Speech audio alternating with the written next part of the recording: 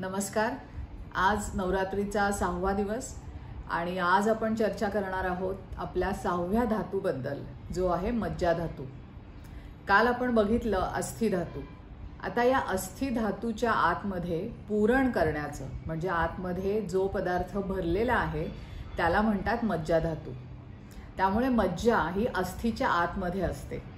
अगदी त्याचं उदाहरण घ्यायचं म्हटलं तर मज्जा रज्जू म्हणजे आपल्याला माहिती आहे स्पायनल कॉर्ड हा आपला मज्जा धातूचा एक भाग आहे।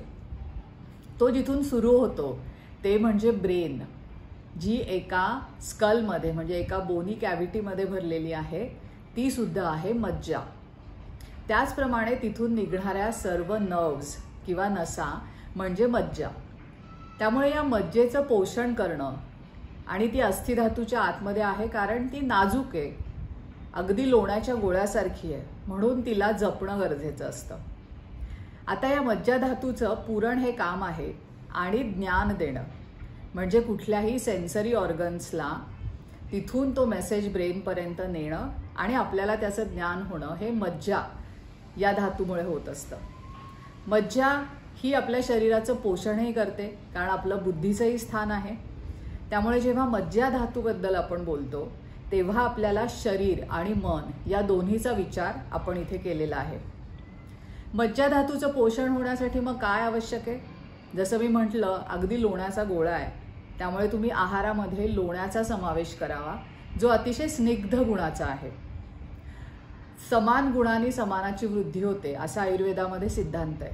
त्यामुळे त्याच गुणधर्माचे पदार्थ सेवन करावेत। त्याच जोडीला साजूक तूप, भाताचे पदार्थ म्हणजे तांदळाचे पदार्थ हे खाण्यात असावेत। सुकामेवामध्ये अक्रोड, जर्दाळू, सुके अंजीर याचाही समावेश करावा।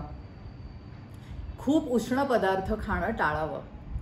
त्याचप्रमाणे मज्जा ही अतिशय स्निग्ध आणि लगेचच काय म्हणूया आपण मेल्ट होणारी आहे, त्यामुळे उन्हामध्ये जाणं हे शक्यतो टाळावं।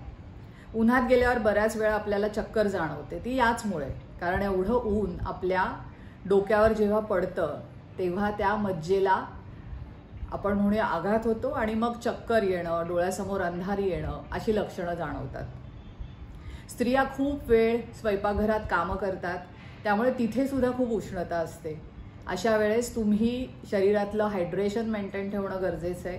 पाणी भरपूर पिणं हेही त्यासाठी तुम्ही आवश्यक असा उपाय करू शकता।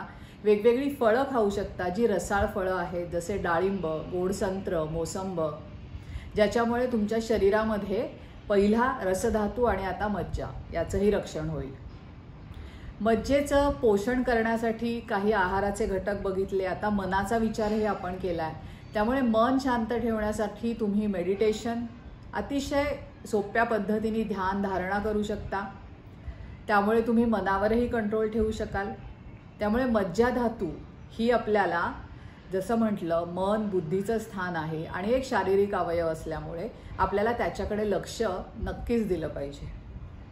खूप साऱ्या स्त्रियांना तक्रारी असतात की पायाला मुंग्या येणं किंवा पाय जड होणं, कारण कुठेतरी स्पायनल कॉर्ड किंवा मज्जारज्जूतून निघणारी एखादी नस दबली जाते, सर्वायकल स्पॉन्डिलायटिस, ज्यामुळे हाताला मुंग्या येतात।